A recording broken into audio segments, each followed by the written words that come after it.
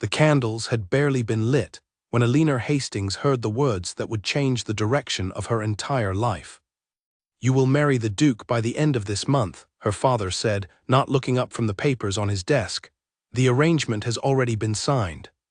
Eleanor stood frozen in the doorway of her father's study, her heart pounding so loudly she was certain he could hear it. "Married? To whom? You never told me there was a suitor." "Duke Alexander Whitmore." Her father finally lifted his eyes, and in them she saw something she rarely saw from him: relief. "This family owes more money than you can imagine, Eleanor. The Whitmore estate has offered to settle every debt in exchange for this marriage. You will save us." The room seemed to tilt beneath her feet. She had heard the name Whitmore whispered in parlors and at dinner parties, always followed by a hush, always followed by pity. The Duke who could no longer walk. The heir who had been broken in an accident 3 years ago and never recovered. People spoke of him the way they spoke of ruins, something once grand now reduced to a shadow of what it used to be. "He cannot even stand at his own wedding," Eleanor said quietly. "Is that the man you are giving me to?" Her father's jaw tightened. "He is still a duke. He still holds one of the largest fortunes in the country. Whether he stands or sits changes nothing about the size of his inheritance." Eleanor wanted to scream. She wanted to run from the house and never look back. But she knew, as she always knew, that there was no version of this conversation where her wishes mattered. Her family's name had been drowning in unpaid debts for 2 years, ever since her father's business ventures collapsed one after another. She had watched servants leave because there was no money to pay them. She had watched her mother sell jewelry piece by piece just to keep food on the table. If marrying a duke, wheelchair or not, could end that nightmare, then she would have to swallow her pride and do it. 3 days later, she was standing in the grand entrance hall of Whitmore Manor, her gloved hands trembling slightly at her sides. The estate was larger than anything she had ever seen, with ceilings that seemed to stretch toward the heavens and portraits of long-dead ancestors staring down at her from every wall. A butler named William Hart led her through the halls with quiet formality, his expression giving nothing away. "The Duke will meet you in the iced drawing room," William said. "He is expecting you." Eleanor's stomach twisted with nerves as she followed him down a long corridor lined with tall windows. Sunlight spilled across the polished floor, but it did nothing to calm the storm inside her. She had imagined this moment 100 times since her father told her the news, and in every version of her imagination she had pictured a broken man, someone weak and pitiable, someone she could feel sorry for and nothing more.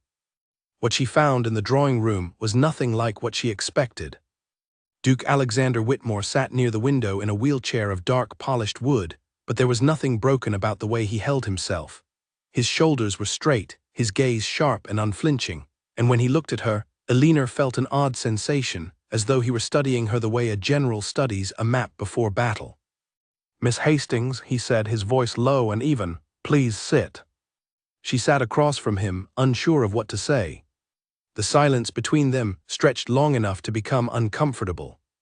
"You look like a woman who does not want to be here," Alexander finally said. Eleanor's chin lifted slightly, an old habit from years of being told to hide her feelings in polite company. "Forgive me if I am not skilled at pretending otherwise, Your Grace." A faint, almost invisible smile crossed his lips. "At least you are honest. That is rare in this house." "I did not come here to be dishonest," she said. "I came here because my family needs this marriage to survive. I will not pretend that is not the truth."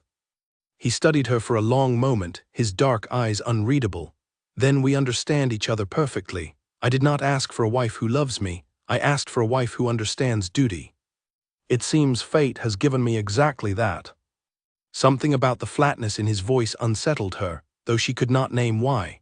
There was no bitterness in his tone, no self-pity, only a kind of resigned acceptance that felt heavier than anger ever could. "May I ask you something, Your Grace?" she said before she could stop herself. He tilted his head slightly, waiting. "Everyone speaks of you as though you are no longer capable of running this estate. They whisper that your brother will take over the business, that you are simply a name attached to a fortune now, nothing more." She swallowed hard, aware she may have overstepped. "Is that true?" For a moment something flickered behind his eyes, something sharp and dangerous, like a blade catching the light before disappearing back into its sheath. "Do you think I cannot?" he asked, his voice quiet but edged with steel. The question hung in the air between them, heavier than anything else that had been said that day. Alina did not know how to answer. She had not meant to insult him, only to understand the reality she was walking into, but the way he asked the question made it clear this was not the first time he had been forced to defend himself against the same doubt. "I did not mean," she began. "You did," he interrupted, though not unkindly. "Everyone means it. My mother means it every time she looks at me with pity instead of respect. My brother means it every time he makes a decision without consulting me, as though I have already been replaced. The board of my own company means it every time they schedule meetings I am conveniently not informed about." He paused, his hands tightening slightly on the wheels of his chair. "So let me ask you plainly, Miss Hastings, since you seem to value honesty so highly. Do you think, because I cannot walk, that I am no longer capable of thinking, of leading, of building something greater than what my father left behind?" Alina felt heat rise in her cheeks, not from embarrassment but from something closer to shame. She had asked her question carelessly, repeating the same assumption everyone else in society made without ever considering the man behind the chair. "No," she said finally, and she meant it. "I do not think that. I think I asked a foolish question because I have only ever heard others speak of you, never you yourself." Alexander studied her again, and this time the tension in his shoulders eased slightly. "That is the most honest answer anyone in this house has given me in a long while." The conversation shifted after that, growing quieter, more careful, though the strange charge between them never fully disappeared. They spoke of small things, the wedding arrangements, the estate, the expectations that would be placed upon her as Duchess. Alina found herself watching him more closely than she intended, noticing the way his mind moved quickly from one topic to the next, the way he asked pointed questions about her family's situation, as though already calculating how to help without offering charity that might wound her pride. By the time William returned to escort her out, something had shifted in Alina, though she could not yet name what it was. She had arrived expecting to meet a broken man defined by his condition. Instead, she had met someone whose mind burned brighter than most men she had known, someone whose pride had clearly been tested again and again by people who underestimated him, and who had learned, out of necessity, to wear his anger as quiet resolve instead of open rage. As her carriage pulled away from Whitmore Manor, Alina glanced back at the towering estate one final time. Standing near an upstairs window, half hidden behind heavy curtains, she caught sight of a figure watching her departure. It was not Alexander. It was a younger man with the same sharp jawline, the same dark hair but colder eyes, eyes that followed her carriage with an expression she could not quite place. Calculation, perhaps, or something closer to resentment. She did not know his name yet, but she would soon learn it belonged to Julian Whitmore, the Duke's younger brother, a man who had spent 3 years quietly building his own version of the future, one where his brother's chair was not simply a piece of furniture, but a permanent excuse to hand him control of everything their father had built. That night back in her own home, Alina lay awake staring at the ceiling, turning the conversation over in her mind again and again. She thought of her father's relief when he spoke of the debts being settled. She thought of her mother's tired eyes, worn down by years of pretending everything was fine. And she thought of Alexander's voice, quiet but unbreakable, asking her the question that seemed to define his entire existence. "Do you think I cannot?" She did not have an answer yet, not really. But she found herself wanting one. Not for her family's sake, not for the debts that would soon disappear, but because something in her refused to look away from the challenge in his eyes. Whatever waited for her at Whitmore Manor, she suspected it would not be the quiet, pitiable existence society expected of a duke confined to a wheelchair. She suspected, though she could not explain why, that Alexander Whitmore was far more dangerous to underestimate than anyone in that house realized. The wedding was arranged for 3 weeks later, faster than Alina expected, though she understood the reasoning soon enough. Her father wanted the debts settled before any of his creditors grew impatient enough to seize what little remained of their estate. Every day that passed without the marriage finalized was another day of risk, and so the arrangements moved with an urgency that left Alina little time to process what was happening to her life. In the days leading up to the ceremony, she found herself returning to Whitmore Manor twice more, each visit arranged by Alexander's mother, Duchess Margaret Whitmore, a tall, elegant woman whose warmth seemed to exist only on the surface. Margaret spoke to Alina with polite courtesy, discussing wedding preparations and household duties, but there was a coolness beneath her words that Alina could not ignore, as though the Duchess were sizing her up, deciding whether this new addition to the family would be an asset or a liability. During the second visit, Alina crossed paths with Julian again, this time properly introduced. He was charming in the way that made her instinctively cautious, all easy smiles and practiced compliments, but his eyes carried none of the warmth his mouth tried to convey. "My brother is fortunate to have found someone willing to marry into this family, given the circumstances," Julian said, his tone light but the words carrying an unmistakable edge. "It cannot be easy, taking on a husband who requires so much consideration." Alina met his gaze evenly. "I do not consider marrying a man of intelligence and resolve to be a burden, Mr. Whitmore. Perhaps you see it differently." Something flickered across Julian's face, gone before she could name it, replaced quickly by his easy smile. "Of course not. I only meant that running an estate this size requires certain physical demands, traveling to inspect properties, standing for long hours in meetings with foreign investors. I simply worry for my brother's well-being, that is all." "How thoughtful of you," Alina said, though she did not believe a word of it. She did not mention the exchange to Alexander, not wanting to stir tension before the wedding had even taken place, but she filed the memory away carefully, alongside the strange look she had seen on Julian's face from the window on her first visit. Something about this family felt like a house built on cracks papered over with fine wallpaper, and Alina could not shake the feeling that sooner or later those cracks would show. The morning of the wedding arrived gray and quiet, fitting for a ceremony that felt less like a celebration and more like the sealing of a contract. Alina stood in front of the mirror in her borrowed gown, staring at her own reflection as though she did not quite recognize the woman looking back. Her mother adjusted the veil with trembling hands, tears in her eyes that she tried and failed to hide. "I am sorry," her mother whispered. "I am sorry it had to be this way." Alina took her mother's hands and held them still. "Do not apologize, I chose to do this. No one forced me." It was a kind lie, one she told to ease her mother's guilt, though in truth she knew there had never really been a choice at all. Still, as she walked down the aisle of the small private chapel on the Whitmore estate, she found herself thinking not of the debts being erased, not of her family's survival, but of the sharp, unyielding voice that had asked her a question she still had not fully answered. Alexander waited for her at the altar, seated in his wheelchair, dressed in a dark formal coat that made him look every bit the Duke his title demanded.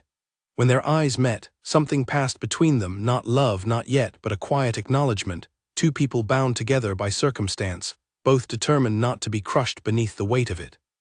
As the priest spoke the final words binding them together, Alina glanced past Alexander's shoulder toward the small gathering of guests. Julian stood near the back, his expression carefully composed, but his eyes were fixed not on the couple exchanging vows, but on the ledger book resting in the hands of the estate's accountant beside him, as though his mind was already elsewhere, already calculating something far more important to him than his brother's wedding. Alina did not understand yet what that look meant.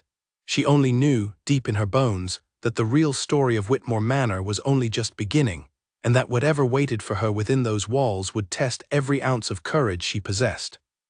As the ceremony ended and the small crowd began to applaud, Alexander reached for her hand, his grip firm and steady despite the chair beneath him. "Welcome to the family, Duchess," he said quietly, only for her ears. "I hope you are prepared for what comes next." Alina searched his face for any sign of what he meant, but found only that same unreadable calm he wore like armor. "I am prepared for anything," she said, surprising herself with how much she meant it. Alexander's lips curved into the faintest hint of a smile, though his eyes remained sharp, watchful, as though already bracing for a battle only he could see coming. "We will see," he said, "we will see." Neither of them could have known, in that quiet, uncertain moment, just how true those words would become in the months ahead. The carriage ride from the chapel to Whitmore Manor passed in near silence. Alina sat across from her new husband, watching the countryside blur past the window, while Alexander studied a folded letter in his hands, his brow furrowed with quiet concentration. She wanted to ask him what troubled him, but something about his closed expression told her the answer would not come easily, not yet. When they arrived at the manor, the household staff had gathered in the entrance hall to greet them, a long line of servants bowing and offering polite congratulations. Alina smiled and nodded through each greeting, though her mind kept drifting back to Julian, standing at the edge of the crowd, his expression unreadable, his eyes following his brother's chair as it was wheeled through the grand doors. That evening, after the small celebratory dinner had ended and the guests had departed, Elena found herself alone in the enormous bedroom that had been prepared for her, a room adjoining Alexander's private quarters but separate enough to grant her the privacy such arranged marriages often required. She sat at the edge of the bed, still wearing her wedding gown, staring at the flickering candlelight and wondering what her life had become in the span of a single day. A soft knock came at the door. "Come in," she said. William Hart entered, carrying a small tray with tea and a folded note. "The Duke asked me to deliver this to you, Duchess," he said, setting the tray down carefully. Elena unfolded the note with careful fingers.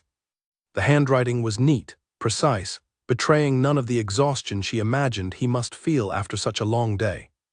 "I know this marriage was not born of choice for either of us," the note read, "but I intend to make it worth something more than survival.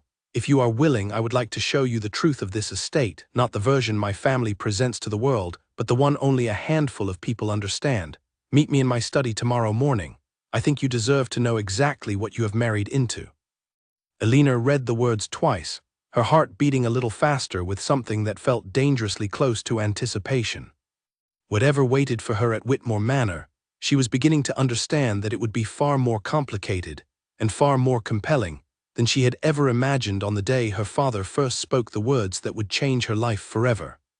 She folded the note carefully and placed it in the drawer of her nightstand, extinguished the candle, and lay awake long into the night, thinking not of debts or duty, but of the sharp, unbreakable voice of the man who had become her husband, and the mystery that seemed to live behind every locked door of this grand, glittering house.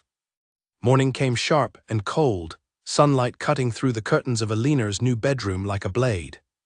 She dressed quickly, her hands moving with a nervous energy she could not quite explain, and made her way through the unfamiliar corridors of Whitmore Manor toward the study Alexander had mentioned in his note.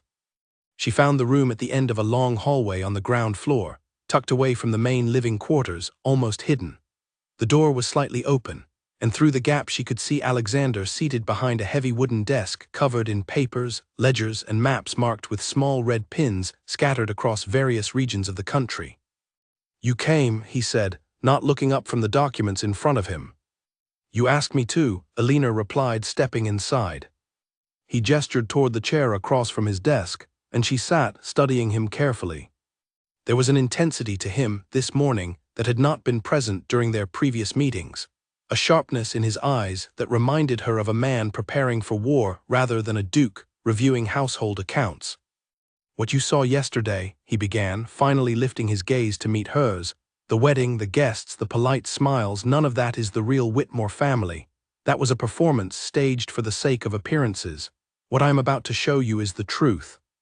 He slid one of the ledgers across the desk toward her. Elena opened it carefully, scanning the neat columns of numbers, shipment records, and dates. At first, nothing seemed unusual, but as she studied the figures more closely, she began to notice discrepancies. Shipments recorded as delivered on dates that did not match the corresponding invoices, payments made to companies she did not recognize, sums of money that seemed to vanish between one entry and the next. "I do not understand," she said. "What am I looking at?" 3 years ago," Alexander said, his voice carefully controlled, "I was in a carriage accident that left me unable to walk. Everyone believes it was simply misfortune, a broken wheel, a startled horse, an unfortunate turn on a dangerous road. That is the story my family has told for 3 years, and it is the story I allowed to stand, because I did not yet have proof of what I suspected." Elena's breath caught in her throat. "You believe it was not an accident?" "I know it was not," he said, his jaw tightening. "The carriage wheel that broke had been inspected and repaired only days before the incident. I have the maintenance records to prove it. Someone tampered with it after the inspection, someone who knew exactly which road I would be traveling and exactly what time I would leave." "Who would do such a thing?" Elena asked, though some part of her already feared she knew the answer. Alexander did not answer immediately. Instead, he reached for another ledger, this one smaller, more recent, and passed it to her. "Look at the shipment records for the past 6 months. Compare them to the numbers my brother presents at our board meetings." Elena studied the pages carefully, her mind working through the figures the way she had once helped her father untangle his own failing accounts. Slowly, a pattern began to emerge. Shipments were being recorded twice, once accurately in this private ledger, and once with inflated numbers in the records Julian presented publicly, the difference in value quietly diverted into accounts she did not recognize. "He is stealing from the estate," she said quietly, almost unable to believe the words as she spoke them. "He has been for over a year," Alexander confirmed. Slowly, carefully, never enough at once to draw suspicion, but enough over time to build something significant. And every month, he strengthens his position on the board, gathering allies among the older members who already believe I am unfit to lead because of my condition. Elinor set the ledger down, her hands trembling slightly. "Why have you not confronted him? Why have you not shown the board this proof?" "Because it is not enough," Alexander said, frustration finally breaking through his controlled tone. "A ledger alone can be explained away, dismissed as a clerical error, a misunderstanding. Julian is careful. He has spent years building trust with the very people who would need to believe me over him. If I accuse him now without undeniable proof, he will simply claim I am bitter, that my condition has made me paranoid and desperate to reclaim relevance I no longer possess. He has already planted that narrative among certain members of the board. I have heard the whispers myself." Elinor sat back in her chair, absorbing the weight of what he had just told her. She had walked into this marriage expecting duty and obligation, perhaps even a quiet, uneventful existence within the walls of a grand but lonely estate. She had not expected to find herself at the center of a conspiracy involving theft, sabotage, and quite possibly something far darker.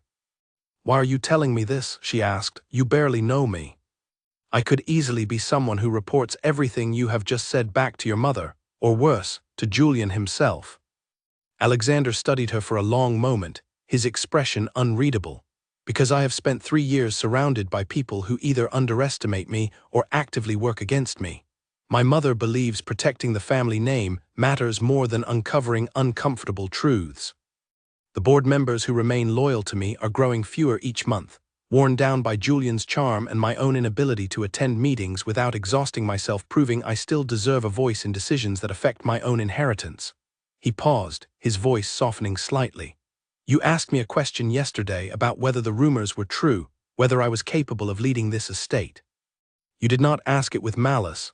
You asked it because you genuinely wanted to understand the situation you were walking into.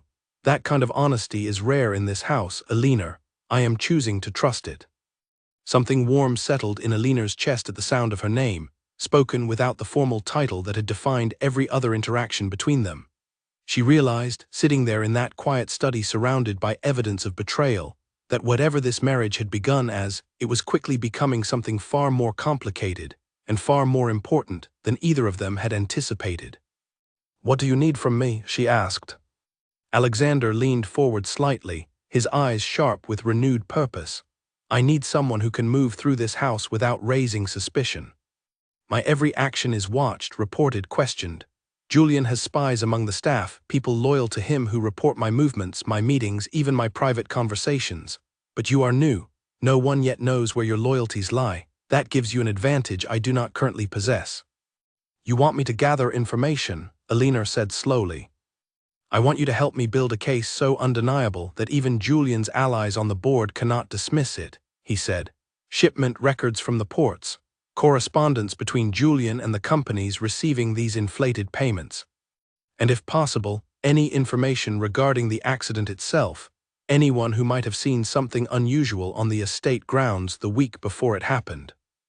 Elinor considered his request carefully, aware of the danger it carried, aware too of how quickly her life had transformed from a simple arranged marriage into something resembling a quiet, dangerous investigation unfolding within the walls of her own new home. "I will help you," she said finally, surprising herself with how certain her voice sounded. "Not because of the debts my family owes, and not simply because it is my duty as your wife. I will help you because what your brother has done is wrong, and because I do not believe for one moment that a man who thinks as clearly and carefully as you do deserves to be underestimated by anyone, least of all his own family." Something shifted in Alexander's expression, a flicker of genuine surprise followed by something warmer, something that softened the sharp lines of his face for just a moment before his careful composure returned. "Thank you," he said quietly. "You cannot know how long it has been since anyone in this house looked at me, and saw something other than a burden to be managed. They spent the next several hours poring over the ledgers together, Elena asking careful questions, Alexander explaining the intricate details of the estate's business dealings with a patience she had not expected. She found herself impressed, again and again, by the depth of his understanding, the way his mind moved through complex financial arrangements as though they were simple puzzles waiting to be solved. Whatever his body could no longer do, his intelligence remained as sharp and formidable as any she had encountered.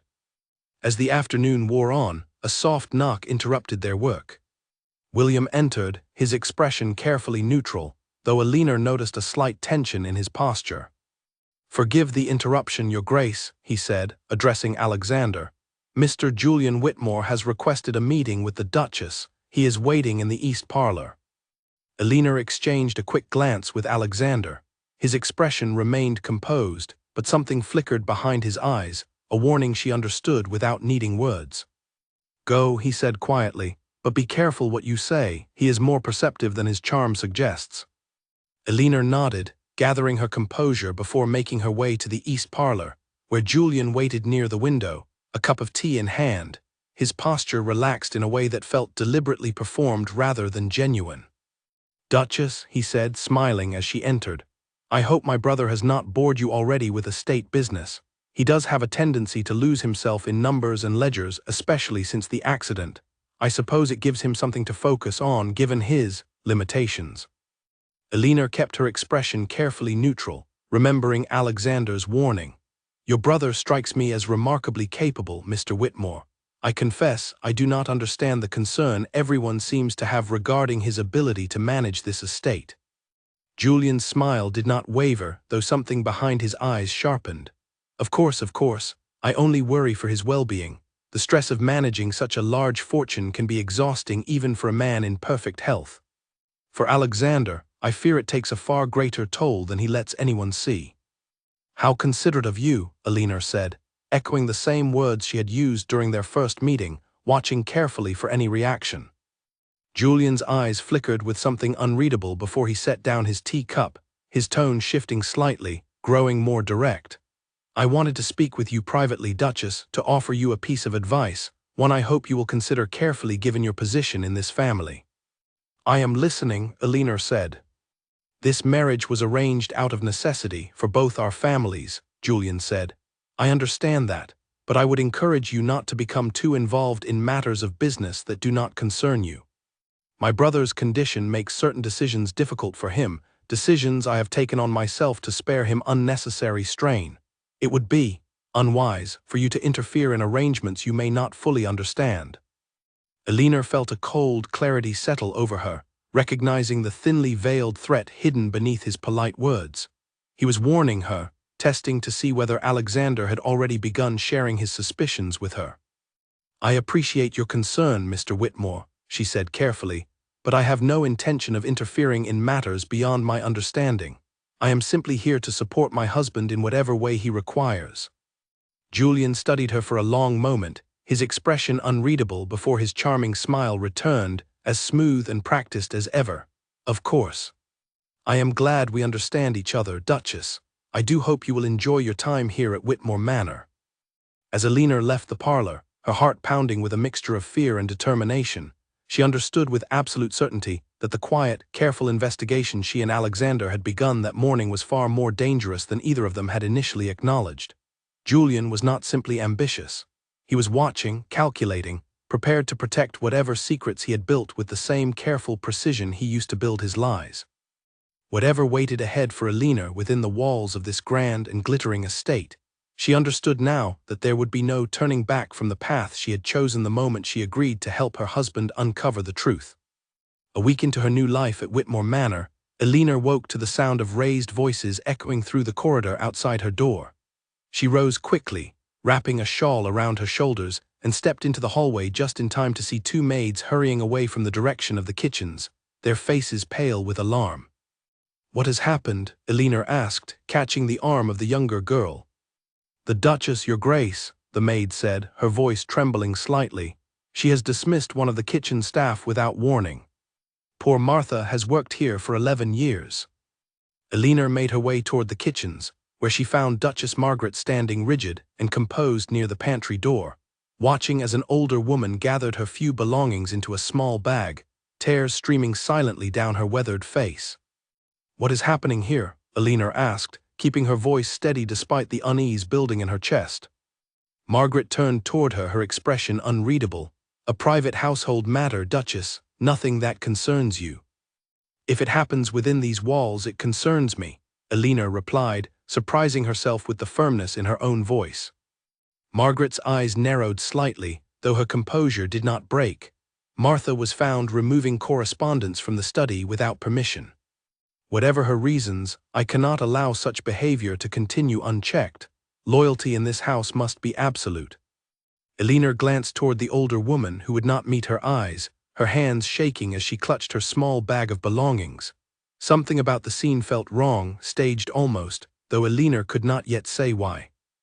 "Might I speak with her alone for a moment?" Alina asked. Margaret hesitated, clearly displeased, but eventually nodded, stepping away toward the far end of the kitchen where she remained within earshot but granted a small measure of privacy. "Martha," Alina said gently, "please tell me what truly happened." The older woman's eyes flicked nervously toward the Duchess before settling back on Alina. "I was only tidying the study, Your Grace, as I have done every week for years. Mr. Julian found me there and accused me of reading his private letters.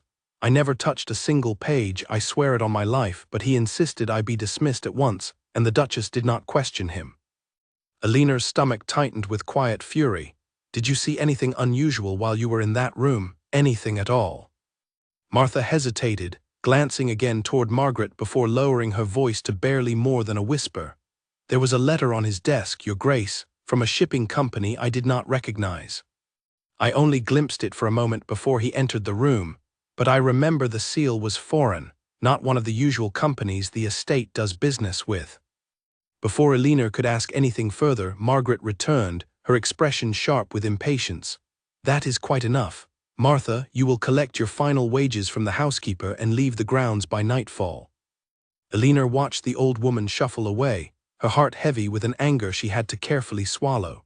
She understood now, with growing clarity, that Julian's careful manipulation extended far beyond the ledgers Alexander had shown her. He was silencing anyone who might accidentally stumble upon the truth, dismissing loyal servants under flimsy accusations, ensuring that no witness remained close enough to notice the pattern of his deception.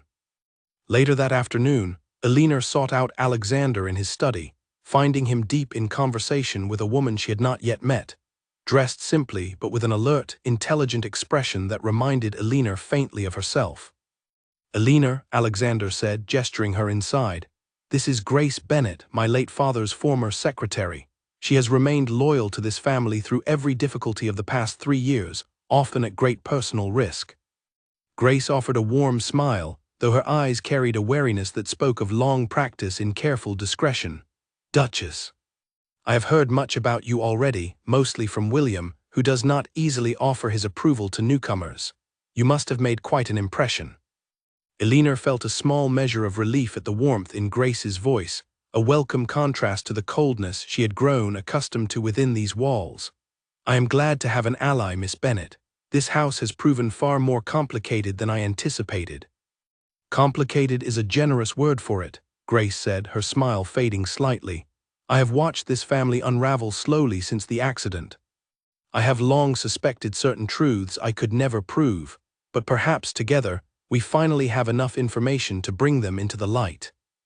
Alexander explained that Grace had continued working quietly for the estate's finance office even after officially retiring from her position as secretary, maintaining access to correspondence and records that Julian had not thought to restrict, given her seemingly harmless status among the household staff.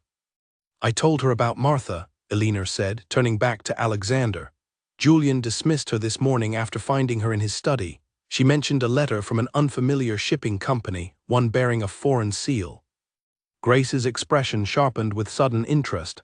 "A foreign seal, you say?" "That could confirm what I have long suspected. Julian has been corresponding with a company based across the northern border, one that does not appear anywhere in the estate's official trading records." "You believe he is selling estate goods through an unofficial channel?" Alexander said slowly, diverting profits before they ever reached the official accounts. It would explain the discrepancies in the shipment ledgers, Grace confirmed.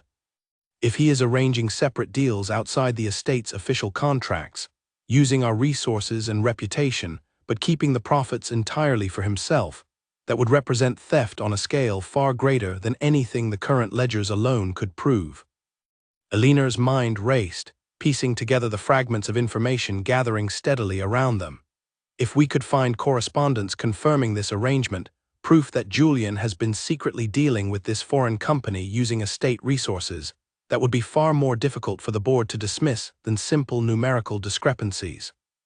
Precisely, Alexander said, a spark of renewed determination lighting his eyes. But such correspondence would not be kept here at the manor, not where a servant might accidentally stumble upon it as Martha nearly did today. Julian is careful. He would keep proof of something this significant somewhere more secure. His townhouse, Grace suggested. He maintains a residence in the city, ostensibly for business purposes when estate matters require his presence there. I would wager any truly sensitive correspondence is kept within its walls, away from the manor and its many watchful eyes.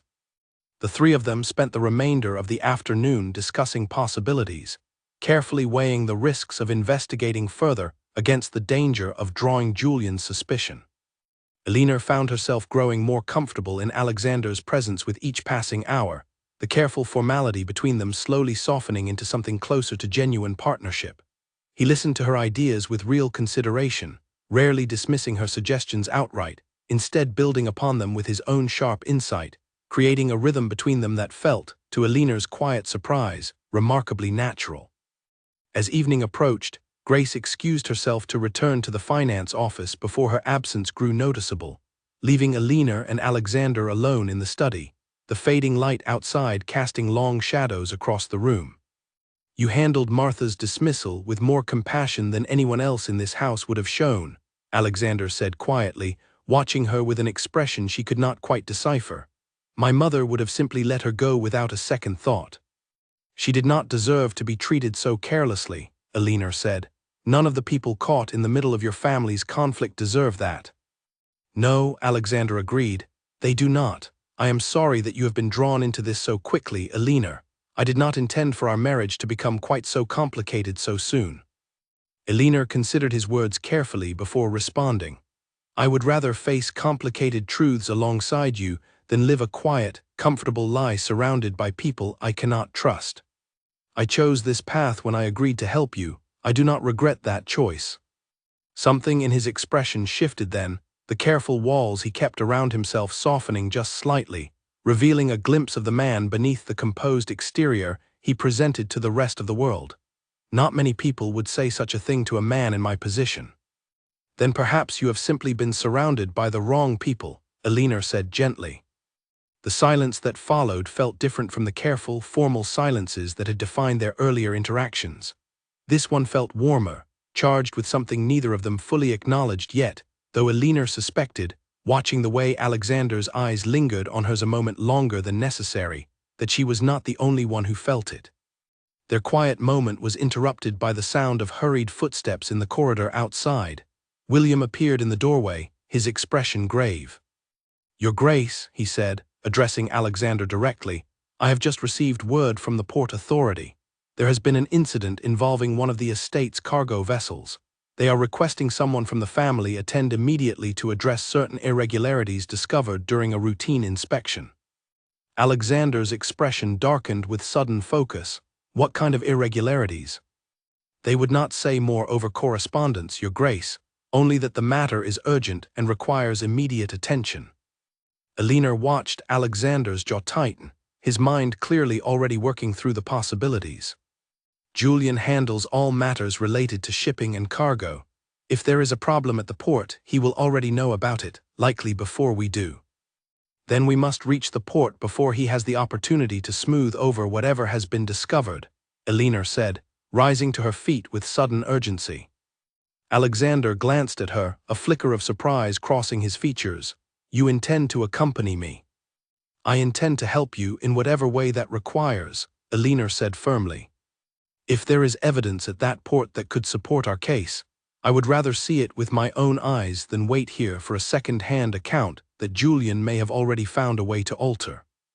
For a moment, Alexander simply studied her, something unreadable passing behind his sharp gaze, before a slow, genuine smile finally broke through his careful composure, the first true smile Elena had seen from him since her arrival at Whitmore Manor.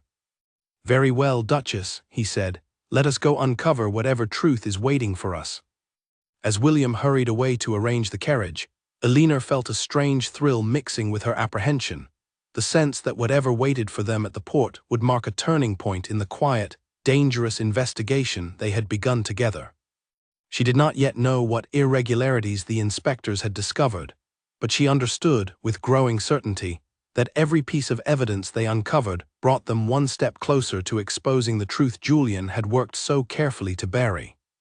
Whatever waited at the docks that evening, Elena intended to face it standing firmly beside her husband, no longer simply a bride bound by obligation, but a genuine partner in the fight to reclaim everything that rightfully belonged to him. The port stretched out before them under a sky heavy with gray clouds, the smell of salt and tar thick in the evening air. Alexander's carriage had been specially fitted to accommodate his wheelchair, and as William helped lower him onto the wooden platform near the docks, Elena noticed the way several dock workers paused their labor to watch, their expressions ranging from curiosity to something closer to sympathy that made her chest tighten with quiet frustration on Alexander's behalf. A tall man in a weathered coat approached them, introducing himself as the port inspector responsible for the message sent to the estate. His name was Harold Finch, and his expression carried the careful neutrality of a man accustomed to delivering difficult news to powerful families. "Your Grace," Finch said, addressing Alexander with a respectful nod, "thank you for coming so promptly. I confess I did not expect you personally. Your brother usually handles matters related to the estate's shipping contracts." "My brother is currently unavailable," Alexander said smoothly, his tone giving nothing away. "What have you found?" Finch hesitated, glancing briefly at Elena before continuing. "During our routine inspection of your latest shipment, we discovered discrepancies between the manifest and the actual cargo contents.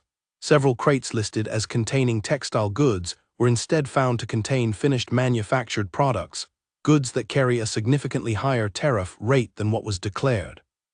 Elena's mind immediately connected the pieces. "You are saying the shipment was deliberately mislabeled to avoid paying the correct tariffs?" "That would be my professional assessment, yes," Finch said carefully. "Given the pattern we have observed across several of your recent shipments, this does not appear to be an isolated clerical error." Alexander's expression remained carefully composed, though Elena could see the tension building in the set of his shoulders. "Show me the manifest in question." Finch led them toward a small office near the edge of the dock, where he produced a thick file of shipping documents. Alexander studied them with sharp, focused attention, occasionally requesting Elena read specific figures aloud as he cross-referenced them against the ledgers he had brought with him from the estate. "These signatures," Alexander said finally, tapping one of the pages with quiet intensity, "they are not mine, nor my father's authorized signature that Julian is permitted to use for estate business under normal circumstances. Look at the handwriting closely." Elena leaned in, studying the careful, practiced signature at the bottom of the manifest.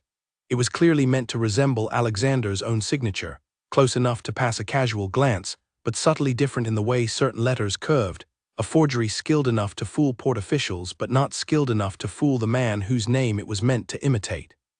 "He forged your signature," Elena said quietly, horror creeping into her voice. "To authorize shipments you never approved, using tariff fraud to increase his own profits while avoiding detection." "It would appear so," Alexander said, his voice dangerously calm in the way that Elena was beginning to recognize meant he was suppressing considerable anger beneath his controlled exterior. Finch cleared his throat carefully. "Your Grace, given the severity of this discovery, I am obligated to report this matter to the customs authority. Tariff fraud of this scale, particularly involving forged authorization, carries serious legal consequences." Alexander considered this for a long moment before responding. "I understand your obligation, Mr. Finch, and I do not intend to obstruct your investigation. However, I would ask for a brief window of time, no more than a fortnight, before any formal report reaches the wider authorities. I am currently gathering additional evidence regarding a broader pattern of misconduct within my estate's business dealings, evidence that will provide the complete context necessary to properly address this situation. Finch studied Alexander carefully, weighing the request. 2 weeks, Your Grace. I can delay the formal report that long, given your standing and the cooperation you have shown today, but I cannot delay indefinitely. My own position depends on maintaining proper procedure. I understand completely, and I am grateful for your discretion, Alexander said. As they made their way back toward the carriage, Alina could see the toll the discovery had taken on him, the careful composure he maintained slowly giving way to quiet, simmering fury as they moved beyond the earshot of the port officials. He forged my signature, Alexander said, his voice low and tight. He has been using my name, my authority, to commit fraud against the Crown's own customs office, all while allowing everyone to believe I am too incapacitated to notice or care about the affairs of my own estate. We have proof now, Alina said, trying to offer some measure of comfort. The forged signature, the mislabeled cargo, combined with the discrepancies in the ledgers, and whatever correspondence Grace can uncover regarding the foreign shipping company. This is exactly the kind of undeniable evidence you said we needed. Alexander nodded slowly, though the tension in his jaw did not fully ease. We are close, Alina, closer than I have been in 3 years, but Julian is not a fool. If Finch's investigation reaches him before we are ready, he will find a way to cover his tracks, to shift blame, to twist the evidence in his favor. We must move carefully and quickly. The carriage ride back to Whitmore Manor passed in tense, thoughtful silence, both of them absorbed in their own calculations of what needed to happen next. Alina found herself watching Alexander's profile in the dim light, noting the exhaustion beneath his sharp focus, the physical toll the long day had taken on him despite his refusal to show any sign of weakness. You do not have to prove your strength to me every moment, she said quietly, breaking the silence. I already believe in your capability, Alexander. You need not exhaust yourself further tonight simply to demonstrate what I already know to be true. He glanced at her, surprise flickering across his features before softening into something gentler. It is difficult to unlearn 3 years of constant proving, Alina. Every meeting, every conversation, every decision, all of it carries the weight of demonstrating that my condition has not diminished my mind, even when my body clearly limits certain aspects of my life. I understand, Alina said, but you do not need to carry that weight around me. Whatever else this marriage has become, I hope it can at least be a place where you do not have to constantly prove yourself. Something shifted in his expression then, a vulnerability she had not yet seen from him, quickly masked but not quickly enough to escape her notice entirely. Thank you, he said softly. That means more than you likely realize. They arrived back at the manor as the last light of evening faded into darkness, the grand house looming before them with its many windows lit against the encroaching night. As William helped Alexander from the carriage, Alina noticed a figure standing near the entrance, silhouetted against the light spilling from the open door. Julian. He watched their approach with an expression of careful curiosity, his posture relaxed but his eyes sharp with unspoken questions. Brother Duchess, I was not aware you had traveled to the port this evening. I do hope everything is in order. Alina felt her pulse quicken, though she kept her expression carefully neutral, remembering the lessons she had already learned about the danger of revealing too much in front of this particular member of the family. Merely routine matters, Alexander said smoothly, his tone giving nothing away despite the fury Alina knew still simmered beneath his controlled exterior. Nothing that requires your attention, Julian. I am quite capable of handling such affairs myself. Julian's smile flickered for just a moment, something calculating passing behind his eyes before his easy charm returned. Of course, I simply worry given the strain such excursions can place upon you. It is a long journey to the port and back, particularly given your circumstances. I managed perfectly well, Alexander said, his voice carrying a quiet edge that made even Julian's confident smile falter slightly. As I imagine I will continue to manage, regardless of how many times you feel compelled to remind me of my circumstances.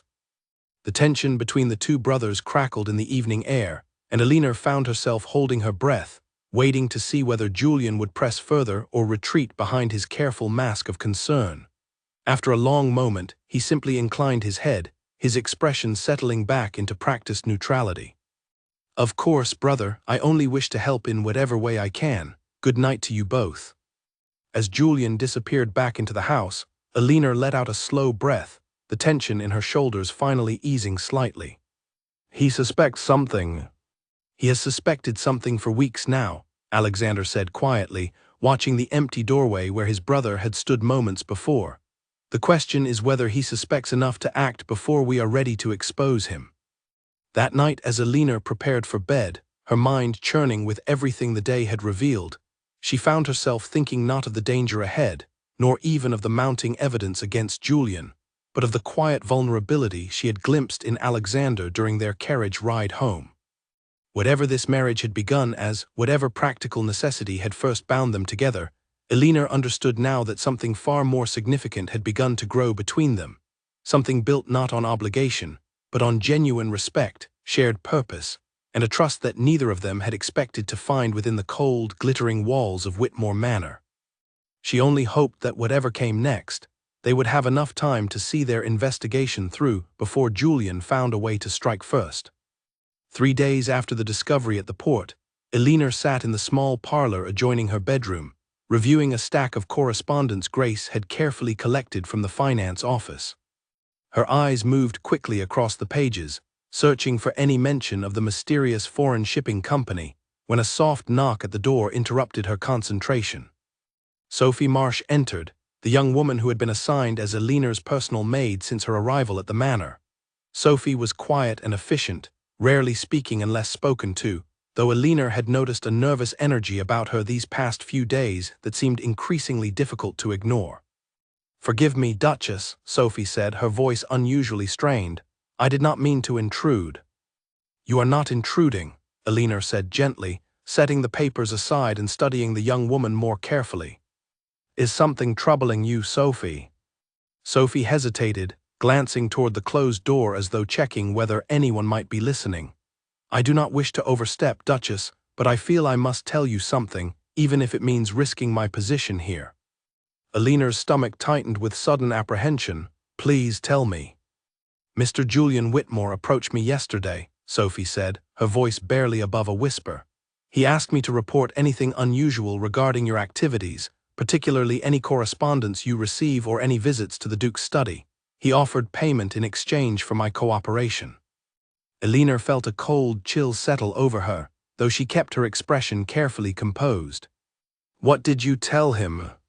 "I told him I would consider his offer," Sophie said quickly, "only because I feared what might happen if I refused outright.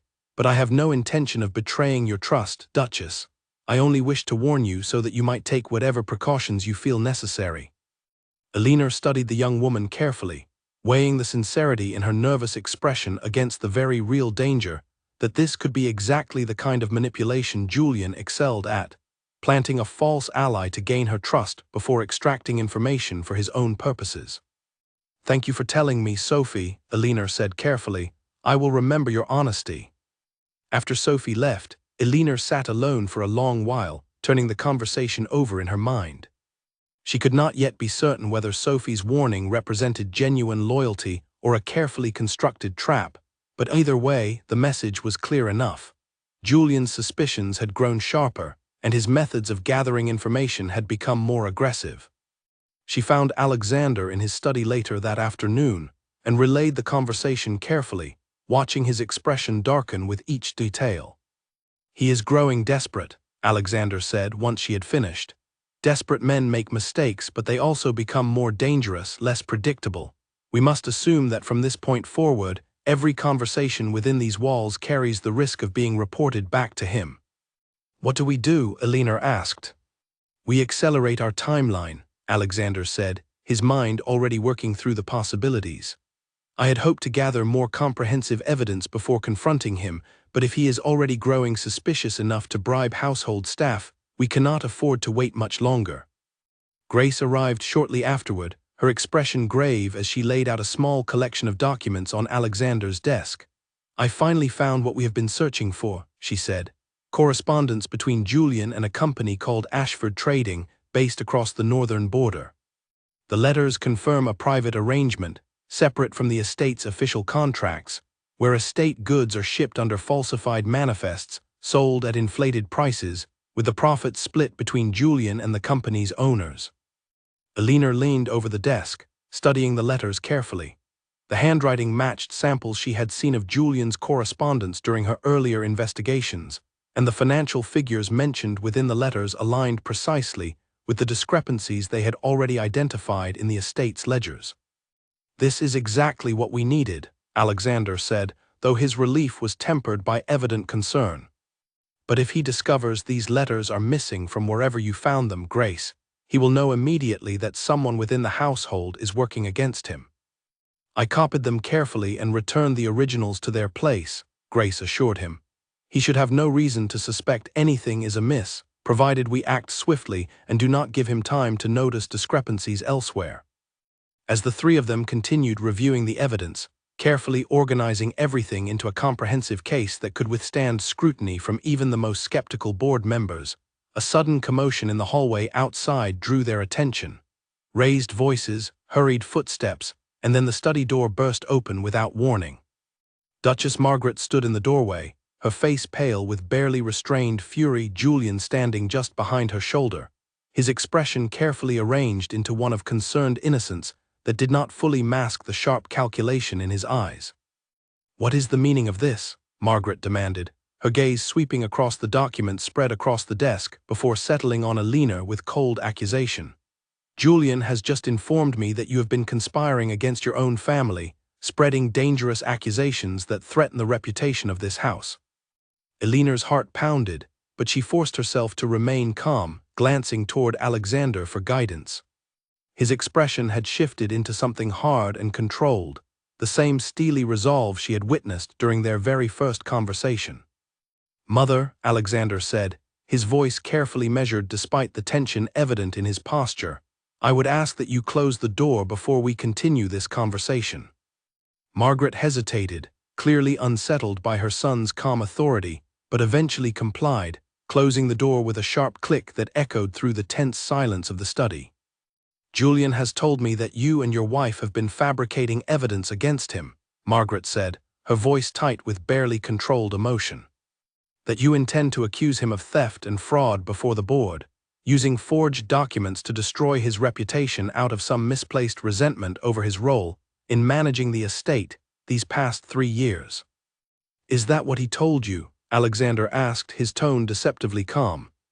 "It is the truth," Julian interjected smoothly, stepping fully into the room. "I have watched you grow increasingly bitter since your marriage, brother, convinced that everyone around you is conspiring against your authority. I understand the accident left deep wounds, both physical and otherwise, but I cannot allow you to destroy this family based on paranoid delusions." Alina felt fury rising in her chest at the audacity of his performance, the smooth, practiced way he twisted the truth into something almost believable. But before she could speak, Alexander raised a hand, silencing her with a single quiet gesture. "Mother," Alexander said, turning his full attention toward Margaret, "I would like you to look at these documents yourself before you decide whose account of events deserves your trust."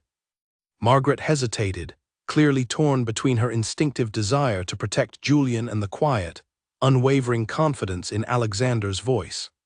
Slowly she approached the desk, her eyes scanning the correspondence Grace had gathered, the shipment ledgers, the forged manifest from the port. "These signatures," she said slowly, studying the forged manifest with growing unease. "Julian, is this not your handwriting attempting to mimic your brother's signature?" Julian's composed expression flickered for just a moment, a crack in his careful mask that Alina did not miss. "Mother, I can explain. The situation is more complicated than these documents suggest." "Explain then," Margaret said, her voice growing colder with each passing second, the maternal loyalty in her expression slowly giving way to something far more uncertain. Julian's eyes darted briefly toward Alexander, then Alina, calculating his next move with visible strain. "Alexander has been unable to properly manage certain aspects of the estate's business dealings since his accident.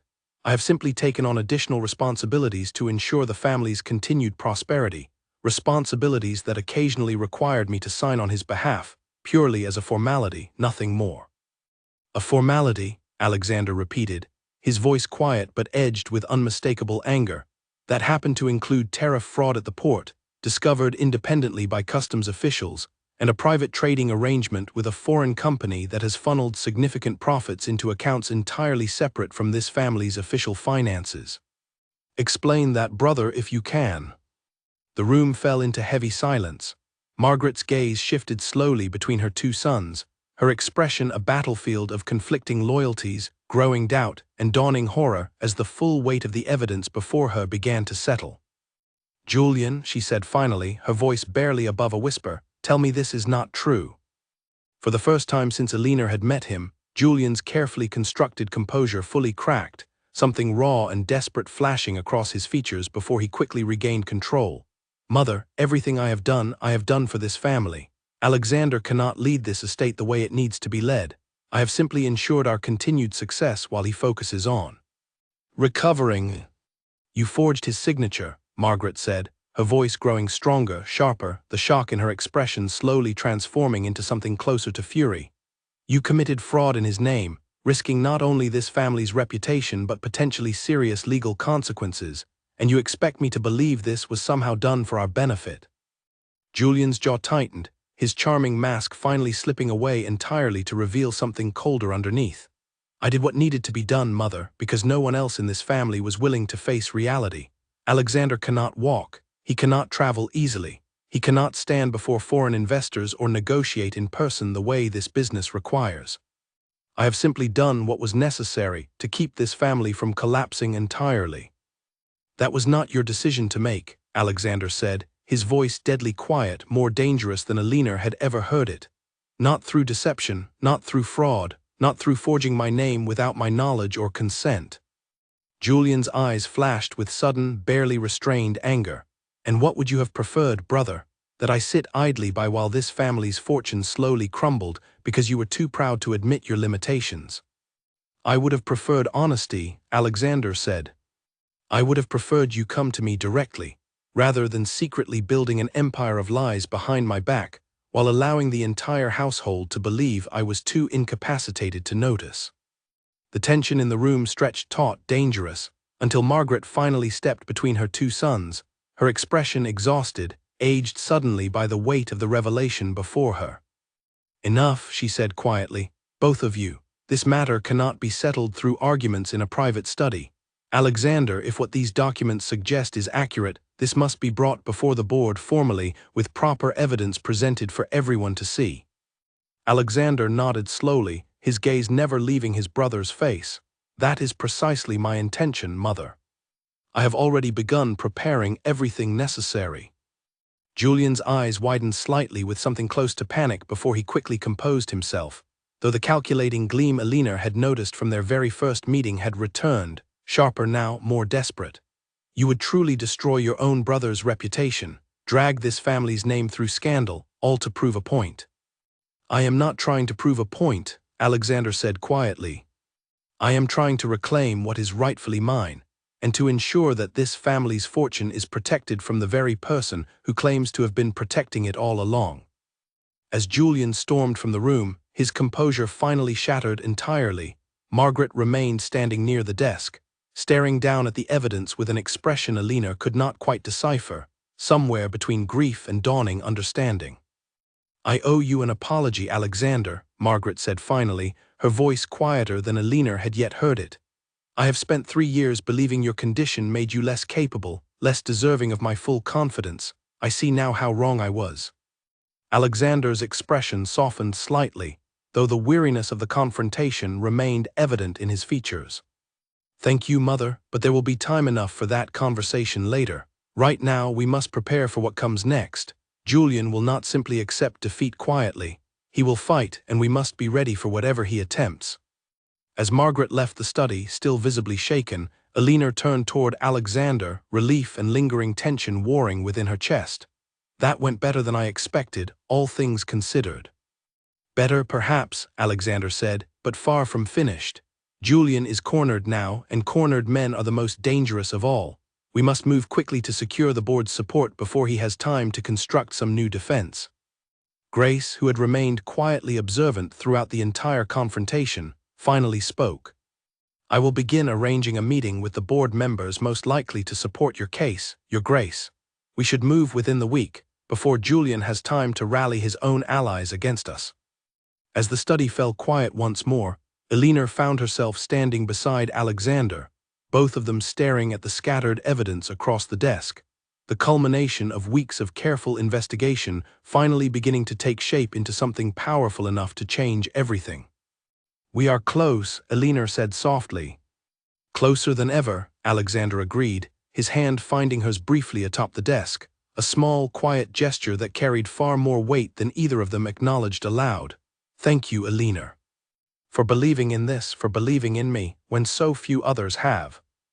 "I told you once," Eleanor said, meeting his gaze steadily. "I do not think you cannot, I never did." The warmth in his eyes at those words told her everything she needed to know about how deeply that simple sentence had settled into whatever quiet, growing bond had formed between them over these past difficult weeks.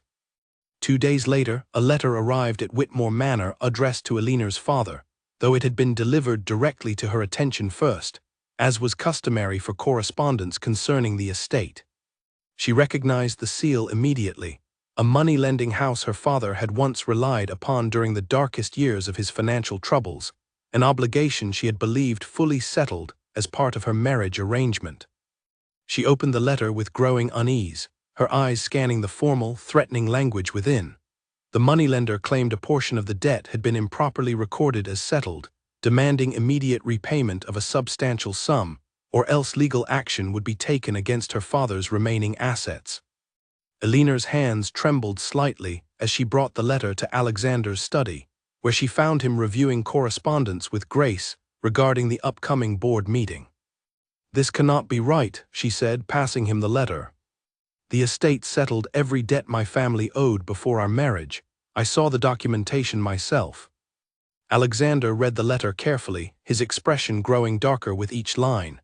"This is not a legitimate claim, Eleanor. Look at the amount and the timing. This arrived only 2 days after we confronted Julian in this very room." Understanding dawned slowly, cold and unwelcome. "You believe Julian arranged this?" "I believe Julian still has connections among certain moneylenders, given his private business dealings," Alexander said grimly. "This is a warning, Eleanor, meant to remind you of exactly how vulnerable your family remains, and how easily that vulnerability could be exploited if you continue helping me expose him." Grace's expression tightened with quiet anger. "He is trying to frighten you into silence, or convince you to distance yourself from the investigation before the board meeting." Eleanor felt a surge of fury rising within her, quickly overtaking the initial fear the letter had provoked. "He does not know me very well if he believes fear will accomplish that." Alexander studied her carefully, something like admiration flickering behind his sharp gaze. "No, I do not suppose he does. Still, we must address this properly. I will personally cover whatever fraudulent claim this moneylender believes exists, and I will ensure Julian understands that threatening your family will not deter us from pursuing the truth." "Thank you," Eleanor said softly, though her mind had already moved past the immediate threat toward something more pressing. "But this confirms something important. If Julian is growing desperate enough to threaten my family, he must sense how close we are to exposing him completely. We cannot delay any longer." Alexander nodded slowly. "Grace, what progress have you made in confirming the details surrounding my accident?" Grace's expression grew serious. "I located the mechanic who inspected and repaired your carriage wheel before the incident. His name is Nathaniel Cross. He left the estate's employment shortly after your accident and has been working at a small workshop on the outskirts of the city ever since. I have not yet spoken with him directly, given how sensitive the matter remains. But if anyone possesses knowledge of what truly happened to that wheel, it would be him." "Then we must speak with him ourselves," Alexander said, determination hardening his features. "Before the board meeting. If Julian was indeed responsible for tampering with that wheel, we need Nathaniel's testimony to complete our case." The following morning, Eleanor and Alexander traveled together to the small workshop on the city's outskirts, William accompanying them for both practical assistance and quiet protection. The workshop was modest, tucked between a blacksmith and a carpenter's storefront, the smell of oil and metal thick in the cramped space when they entered. Nathaniel Cross was a broad-shouldered man with calloused hands and tired eyes, and the moment he recognized Alexander, something like fear flickered across his weathered features. "Your Grace," he said carefully, setting down his tools, "I did not expect, that is, I am surprised to see you here." "I imagine you are," Alexander said, his tone carefully neutral despite the tension evident in his posture. "I have come to ask you about the carriage wheel you repaired for me 3 years ago, shortly before my accident." Nathaniel's face paled visibly, his eyes darting toward the door as though considering flight before seeming to think better of it. "I do not know what you mean, Your Grace. I repaired many wheels during my time at the estate." "You know exactly which wheel I mean," Alexander said quietly, though his voice carried an edge that made even Alina's chest tighten with tension. "The wheel that broke on the northern road, the one that left me unable to walk for the rest of my life. I have the maintenance records confirming you inspected and repaired that wheel only 3 days before the accident occurred." Nathaniel remained silent for a long, agonizing moment, his hands trembling slightly at his sides. Elena stepped forward gently, her voice softer than Alexander's, hoping to ease the clear fear radiating from the man before them. "Mr. Cross," she said, "we are not here to punish you for whatever happened, we simply need the truth. If someone forced you or paid you to tamper with that wheel, we need to know who, and we need you to be willing to confirm it, if necessary, before witnesses who can help ensure justice is finally served." Nathaniel's eyes welled with sudden emotion, years of guilt and fear finally breaking through his careful composure. "I have carried this for 3 years, Your Grace. I have not slept a full night since it happened, knowing what I allowed to happen to you." "Then tell us," Alexander said, his voice softening slightly despite the tension still evident in his frame. "It was Mr. Julian," Nathaniel said finally, his voice breaking. "He came to me the night before your journey, offering more money than I had ever seen in my life, more than I could earn in years of honest work. He told me the wheel needed to fail, not immediately, but somewhere along the northern road, far enough from the estate that help would not arrive quickly. He said it was simply meant to delay you, to prevent you from reaching an important meeting in time. He swore no serious harm would come to you, that the road was smooth enough for a slow, controlled stop." His voice cracked further. "I did not know it would end the way it did. I did not know you would be thrown from the carriage the way you were.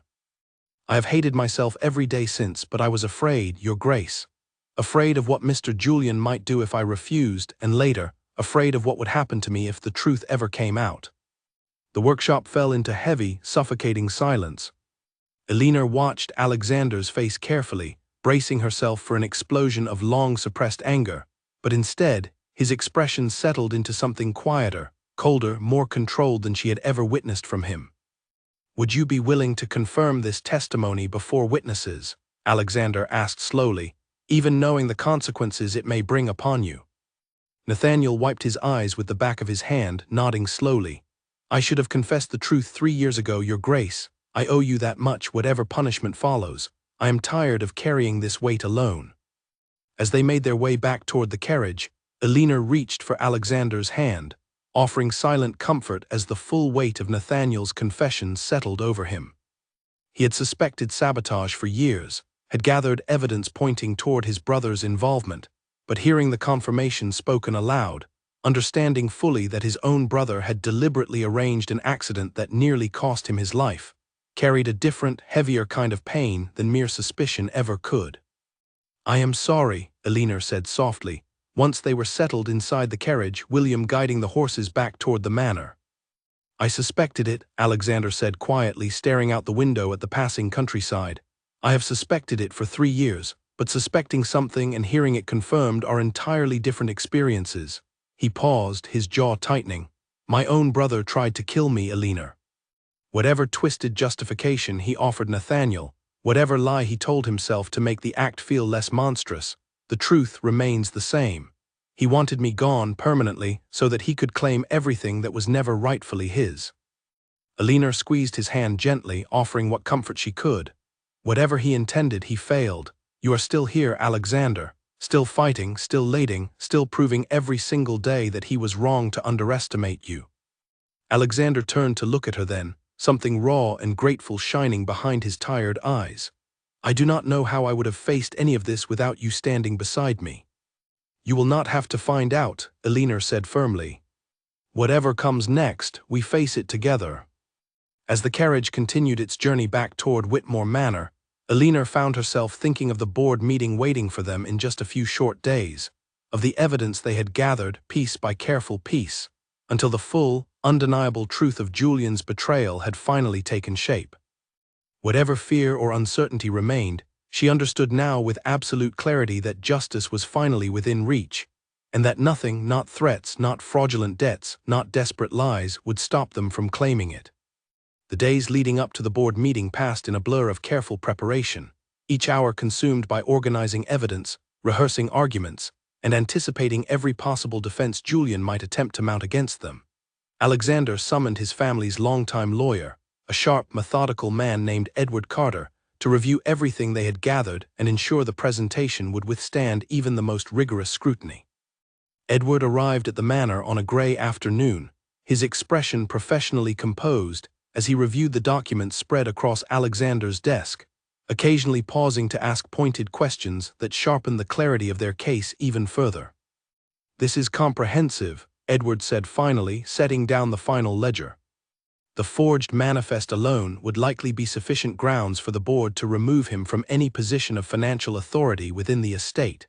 Combined with the correspondence regarding the foreign trading arrangement, and now this mechanic's testimony regarding the accident itself, you have built an extraordinarily strong case, Your Grace. "Strong enough to guarantee the board's support?" Alexander asked.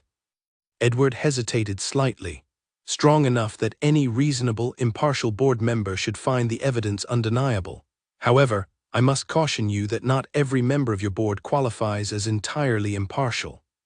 Julian has spent considerable time and resources cultivating relationships with several key figures, particularly Lord Ashworth and Baron Pemberton, both of whom have benefited financially from certain arrangements Julian has facilitated over the past 2 years."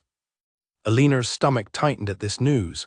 "You believe they might side with him regardless of the evidence?" "I believe," Edward said carefully, "that we must present our case in a manner that leaves them no reasonable alternative but to accept the truth, regardless of any personal loyalty they may feel toward Julian. This means every piece of evidence must be presented clearly, methodically, without any room for doubt or alternative interpretation." Grace, who had remained quietly present throughout the conversation, spoke up with careful consideration. "There is one board member whose support could prove decisive, regardless of Julian's alliances. Henry Voss has served as chairman of the board for over 15 years. He was a close friend of your father's, Your Grace, and has always maintained a reputation for scrupulous honesty. If we can secure his support before the formal meeting, his influence over the other members would be considerable." Alexander considered this carefully. "Arrange a private meeting with him, Grace, as soon as possible. If we can convince Henry Voss of the truth before Julian has any opportunity to poison his perception of the situation, we will have a considerable advantage heading into the formal proceedings." The meeting with Henry Voss was arranged for the following evening, conducted quietly in a private room at one of the city's more discreet establishments, away from the watchful eyes that seemed to follow every movement within Whitmore Manor itself. Henry proved to be a thoughtful, sharp-eyed man well into his 60s, his weathered face carrying the quiet authority of someone accustomed to careful, considered judgment. He listened without interruption as Alexander laid out the evidence, occasionally glancing toward the documents Edward provided for his review, his expression growing increasingly grave as the full scope of Julian's deception became clear. "I confess," Henry said finally, once Alexander had finished, "I have harbored certain suspicions myself these past months, though I lacked sufficient evidence to voice them openly. Julian's explanations for various financial irregularities always seemed just plausible enough to avoid outright scrutiny, yet something about his manner never quite settled comfortably with me." "Will you support us before the board?" Alexander asked directly. Henry studied him for a long, measured moment. "I knew your father well, Alexander. He was a man of considerable integrity, and I have watched with growing concern these past 3 years as certain members of this family seemed determined to dismiss your capabilities simply because of your condition. I will not make that same mistake. Yes, I will support you, provided the evidence holds up to the scrutiny I intend to apply during the formal proceedings." "That is all I ask," Alexander said, relief evident in his controlled expression. As they prepared to leave, Henry's gaze shifted briefly toward Alina, a flicker of genuine curiosity crossing his weathered features. You have played a significant role in uncovering this deception, Duchess, if I understand correctly. I have simply tried to help my husband see justice served, Elena said carefully. Henry's expression softened slightly. There are not many who would have shown such loyalty and courage, particularly given the short duration of your marriage. Whatever comes of this meeting, I suspect Whitmore Manor has gained far more from this union than mere financial convenience. The words settled warmly in Eleanor's chest as they made their way back toward the manor that evening, though the satisfaction of securing Henry's support was quickly tempered by the growing awareness of just how significant tomorrow's confrontation would truly be. Every piece of evidence, every careful conversation, every risk taken over these past weeks would finally culminate in a single decisive moment before the entire board. That night, unable to sleep despite the exhaustion weighing heavily upon her, Elena made her way toward Alexander's study, finding him still awake, reviewing his notes for the following day's proceedings by candlelight. "You should rest," she said softly, stepping into the room. "I could say the same to you," Alexander replied, though his expression softened at her presence. Elena settled into the chair across from his desk, watching him for a long, quiet moment. "Are you afraid?" Alexander considered the question carefully before answering. "I am afraid of many things, Elena. I am afraid the board will find some way to dismiss the evidence, that Julian's careful manipulation will prove more persuasive than the truth. I am afraid of what exposing him publicly will do to my mother, to the family name we have spent generations building. But more than any of that," he paused, his gaze meeting hers with quiet intensity, "I am afraid of what might have happened to you, to your family, had Julian succeeded in frightening you into abandoning this fight." "He did not succeed," Elena said firmly. "He will not succeed." "No," Alexander agreed, something warm and grateful softening the tired lines of his face. "He will not, because I have you standing beside me, refusing to let fear dictate what is right." The quiet moment between them stretched, charged with an intimacy neither of them had fully acknowledged until now, weeks of shared danger and careful trust building toward something neither practical arrangement nor obligation could fully explain.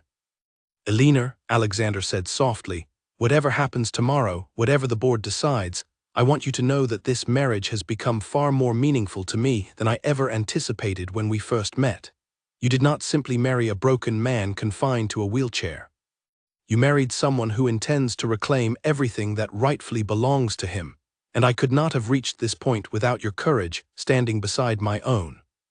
Elena felt her heart swell with something she had not expected to feel so soon, so completely, within the walls of a marriage born entirely from necessity.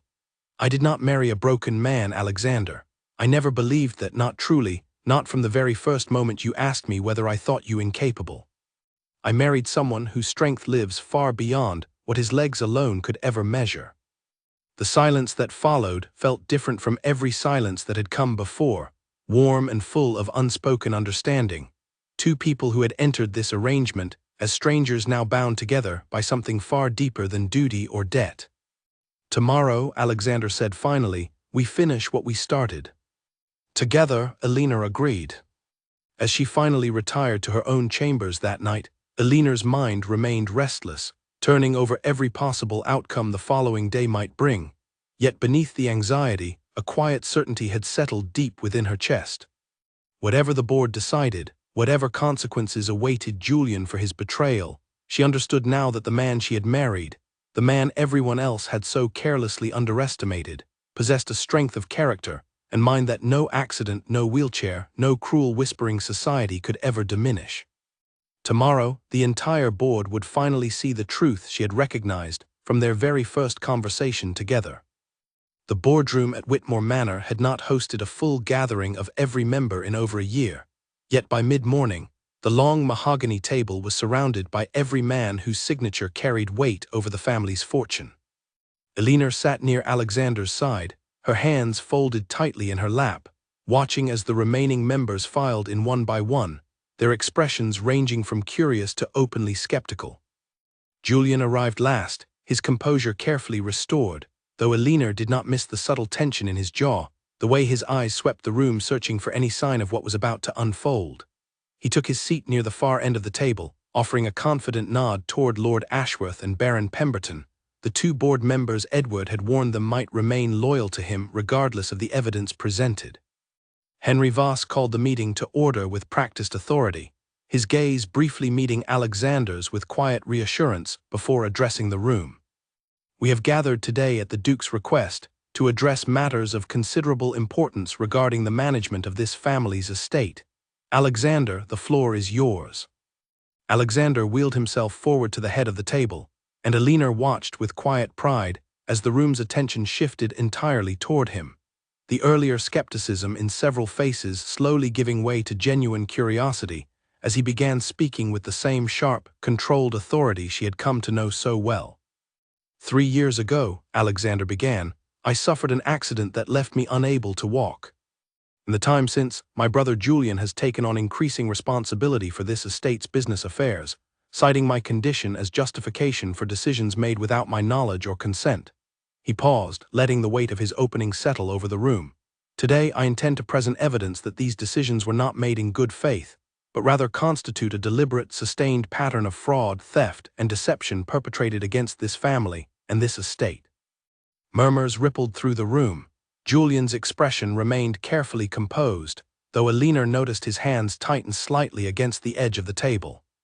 Edward stepped forward, distributing carefully organized copies of the evidence to each board member as Alexander continued speaking, walking the room through each discovery with methodical precision. The forged manifest from the Port Authority, the discrepancies between official and private shipment ledgers, the correspondence confirming Julian's secret arrangement with Ashford Trading, the profits diverted entirely into accounts separate from the estate's official finances. "This is absurd," Julian interjected finally, his voice carrying a note of practiced outrage. "These documents prove nothing beyond simple administrative oversight. I have managed this estate's affairs faithfully for 3 years, ensuring our continued prosperity while my brother recovered from his injuries. To suggest otherwise is not only insulting, it borders on slander." "Administrative oversight does not explain a forged signature, Julian," Alexander said calmly, sliding the Port manifest across the table toward Lord Ashworth for closer inspection. "Nor does it explain profits from estate shipments appearing in foreign accounts that bear your name alone, entirely separate from this family's official holdings." Baron Pemberton studied the documents with visible unease, glancing occasionally toward Julian, whose composure was beginning to show genuine cracks beneath the mounting pressure of the room's collective scrutiny. "Even if these financial irregularities prove accurate," Lord Ashworth said carefully, clearly reluctant to fully condemn Julian without further pressing, "surely this represents, at worst, poor judgment rather than deliberate malice. Julian has always maintained he acted in this family's best interest." Alexander's expression hardened, and Alina felt her pulse quicken, understanding that they had reached the moment requiring the final, most damning piece of evidence. "There is more," Alexander said quietly. 3 years ago, my carriage wheel failed on the northern road, an incident that has been attributed to simple misfortune ever since. I have since learned that the wheel was deliberately tampered with, the mechanic responsible for its repair paid to ensure its failure." The room fell utterly silent. Julian's face had gone pale, his eyes wide with something between disbelief and rising panic. "This is a serious accusation to make without proof," Henry Voss said carefully, though his gaze remained fixed on Julian with growing suspicion. "I have proof," Alexander said. He turned toward the door where William had been waiting quietly and gave a small nod. William opened the door and Nathaniel Cross stepped into the room, his expression nervous but resolute, exactly as he had appeared during their conversation at his workshop. "This is Nathaniel Cross," Alexander said, "the mechanic responsible for inspecting and repairing the wheel in question. He has agreed to share his testimony before this board today." Julian shot to his feet, his composure completely abandoned now, fury and desperation warring openly across his features. "This man is clearly being paid to lie, brother, just as you accuse me of paying him to sabotage your carriage. This is nothing more than a manufactured story to destroy my reputation." "I was paid," Nathaniel said, his voice trembling but steady, "but not to tell a lie today. I was paid 3 years ago by Mr. Julian Whitmore to ensure the wheel of the Duke's carriage would fail on the northern road. I have carried the guilt of that decision for 3 years, and I am done carrying it in silence." The room erupted into stunned murmurs, board members exchanging horrified glances as the full weight of Nathaniel's confession settled over the proceedings. Julian's face had gone from pale to a deep, furious red, his composure entirely shattered. "You cannot possibly believe this fabrication," Julian said, though his voice carried a desperate edge that betrayed the truth he had spent 3 years so carefully concealing. "This man is clearly working with Alexander to destroy me, to eliminate any threat to his own position." "Enough, Julian," Duchess Margaret's voice rang out sharply from where she sat near the edge of the room, having insisted on attending the proceedings despite Alexander's initial reluctance. Her expression carried a devastating combination of grief and fury as she rose slowly to her feet. "I have listened to the evidence presented today with an open mind, hoping desperately that some explanation would emerge to clear your name. But this confession, combined with everything else presented, leaves no room for reasonable doubt. You did this. You tampered with your own brother's carriage, nearly killing him, simply to secure control over an estate that was never rightfully yours to claim." Julian stared at his mother, something raw and broken flashing across his features before his expression hardened once more into cold, calculated defiance. "I did what needed to be done. Alexander was never fit to lead this family, not before the accident and certainly not after. I simply accelerated an inevitable transition." The room fell into shocked silence at the open admission, Julian's mask finally, completely shattered before the entire gathered board. Henry Voss rose slowly to his feet, his expression grim but resolute. "Julian Whitmore, given the evidence presented today, including your own admission just now, I move that this board immediately strip you of any remaining authority within this estate's business affairs, and further recommend that this matter be referred to the appropriate legal authorities for formal criminal investigation." "Seconded," Baron Pemberton said quietly, his earlier reluctance now replaced by genuine horror at what he had just witnessed. The vote proceeded swiftly, unanimous support from every member of the board, even those who had previously shown loyalty toward Julian, now visibly shaken by the truth that had finally come to light. Julian stood frozen at the end of the table, his carefully constructed world collapsing entirely around him, watching as 3 years of meticulous deception unraveled in a single, devastating morning. "You will regret this," Julian said finally, his voice low and venomous as his gaze shifted toward Alexander. "Both of you." "I regret nothing," Alexander said calmly, though the quiet steel in his voice carried more weight than any raised threat ever could. "I regret only that it took 3 years, and nearly cost my life, before this family finally saw you for exactly what you are." As 2 of the estate's private guards escorted Julian from the boardroom to await the arrival of formal legal authorities, the tension in the room slowly began to ease, replaced by a heavy, exhausted silence as the full weight of what had just transpired settled over everyone present. Henry Voss approached Alexander, extending his hand with genuine warmth and respect. "Your father would be proud of the man you have become, Alexander.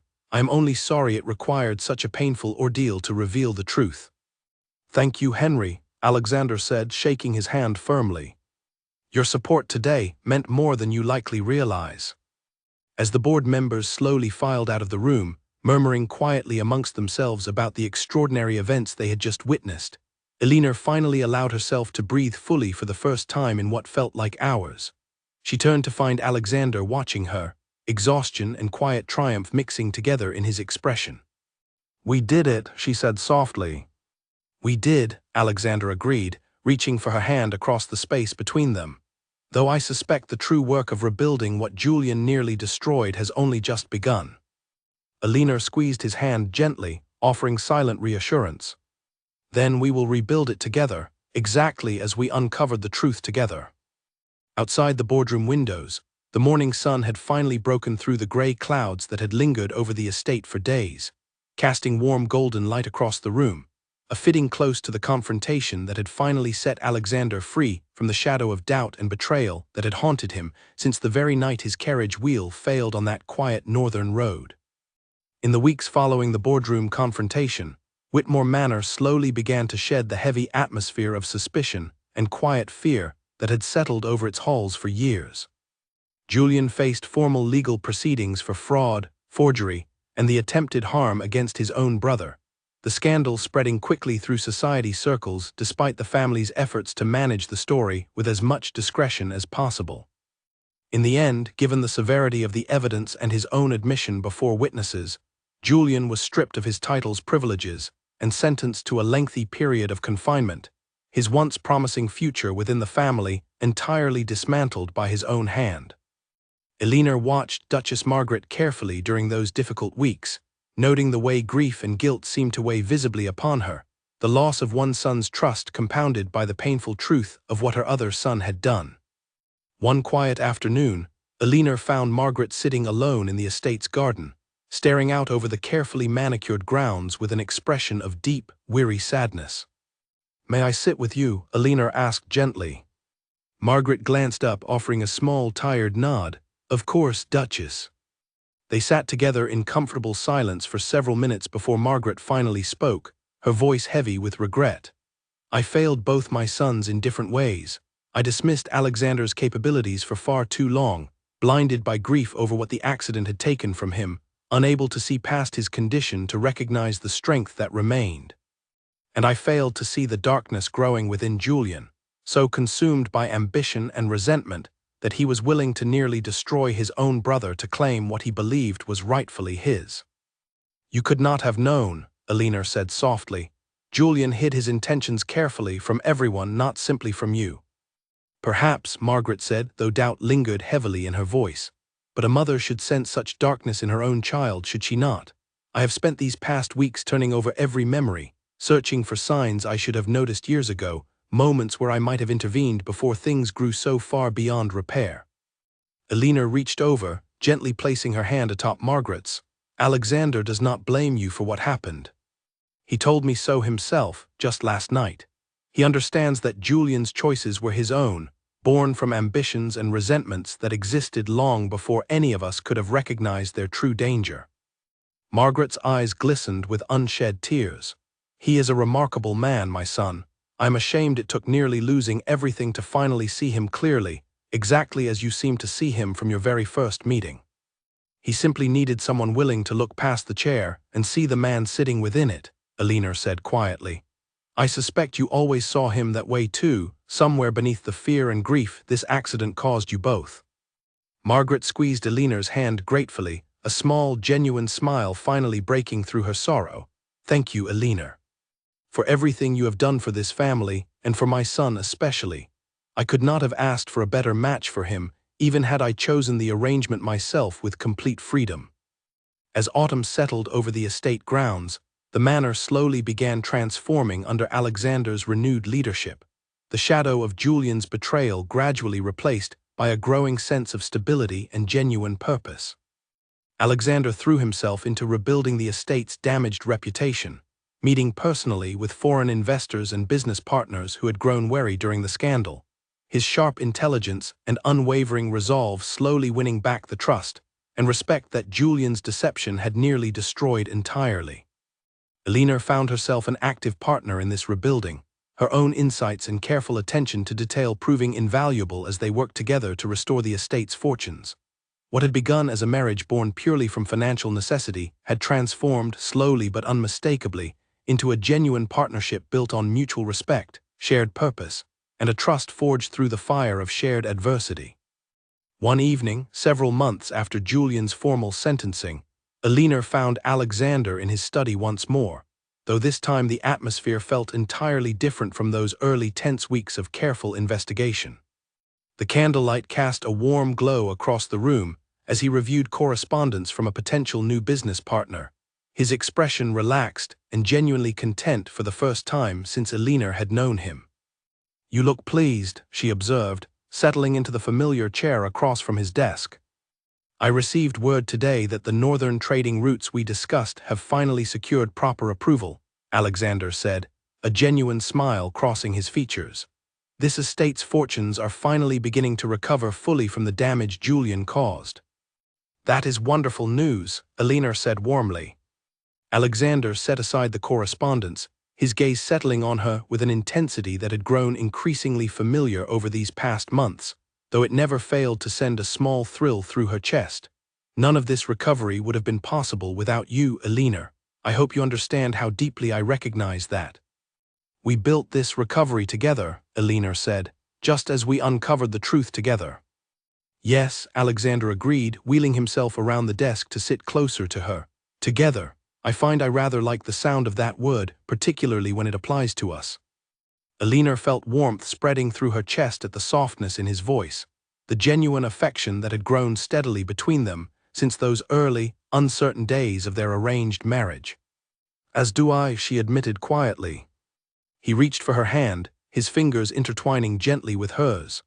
I confess, when this marriage was first arranged, I expected nothing more than a practical partnership, someone to bear the Whitmore name and fulfill the obligations society demanded of me. I never anticipated finding someone whose courage and integrity would prove essential not only to saving this estate, but to reminding me of my own worth, after years of feeling as though the world had already decided who I was capable of becoming. You never needed anyone to remind you of your worth, Alexander, Eleanor said softly. You simply needed someone willing to see it clearly, without the doubt everyone else insisted on projecting onto you. Perhaps, Alexander said, his thumb tracing gentle circles across the back of her hand, but I am endlessly grateful that person turned out to be you.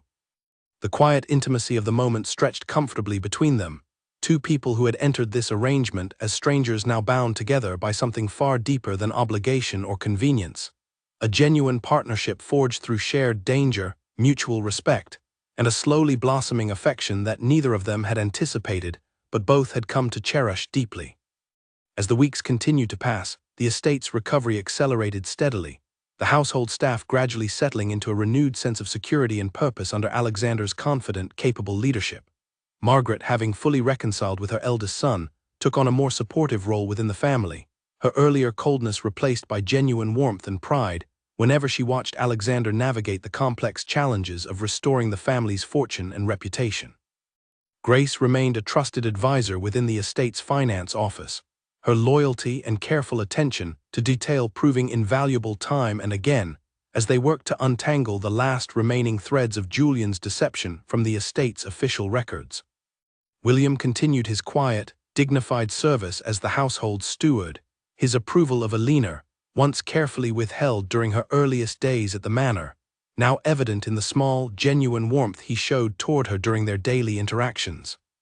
Even Nathaniel Cross, whose courageous testimony had proven so crucial to exposing Julian's deception, found his own measure of redemption, offered a position within the estate's stables under Alexander's careful oversight, a quiet acknowledgement of the difficult courage it had taken for him to finally speak the truth after years of guilt and silence. Eleanor often found herself reflecting, during the quiet moments of each passing day, on how dramatically her life had transformed since that first fearful conversation with her father, when she had believed herself trapped by circumstance into a marriage devoid of any genuine hope or connection.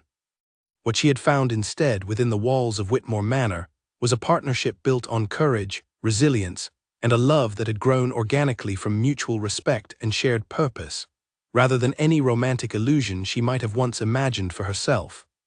As winter approached and the estate settled into a renewed sense of peace and stability, Eleanor understood with quiet certainty that whatever challenges the future might bring, she and Alexander would face them exactly as they had faced Julian's betrayal, standing firmly together, each refusing to let the other be underestimated or dismissed by anyone who dared to doubt their strength.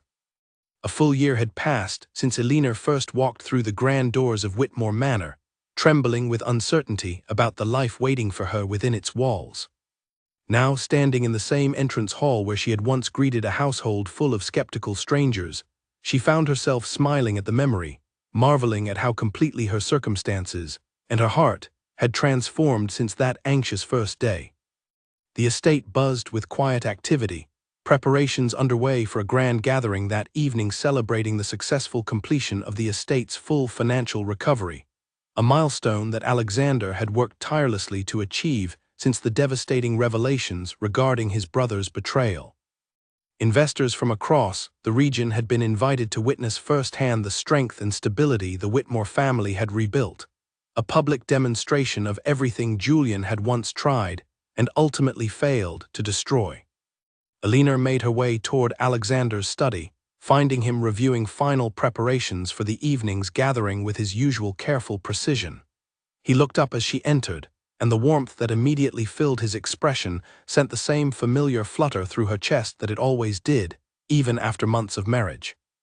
"You look radiant," he said, setting aside his papers entirely to give her his full attention. "You say that every time I walk through this door," Elinor said, laughing softly as she crossed the room to stand beside him. "Because it remains true every single time," Alexander replied, reaching for her hand with practiced familiarity. Their relationship had grown steadily over the past months, evolving from careful partnership into something deeper and more tender than either of them had anticipated when their marriage was first arranged out of financial necessity. Elinor had come to know every facet of the man behind the careful, guarded composure he once wore like armor, discovering a warmth, humor, and quiet vulnerability that he now shared freely with her, trust having replaced the wary distance that once defined their earliest interactions. "Are you nervous about tonight?" Elinor asked, settling into the chair beside his desk. "Not nervous," Alexander said thoughtfully, "though I confess there is something significant about this evening beyond simply celebrating our financial recovery. Tonight marks the moment this family finally reclaims its full standing, not despite what happened with Julian, but because we faced it honestly and rebuilt something stronger in its place." "You rebuilt it," Elinor corrected gently. "Your strength, your intelligence, your refusal to be defined by anyone else's assumptions about your capabilities, that is what saved this estate." Alexander's expression softened, gratitude and affection mingling in his gaze. "We rebuilt it, Elinor. I could not have accomplished any of this without you standing beside me through every difficult moment."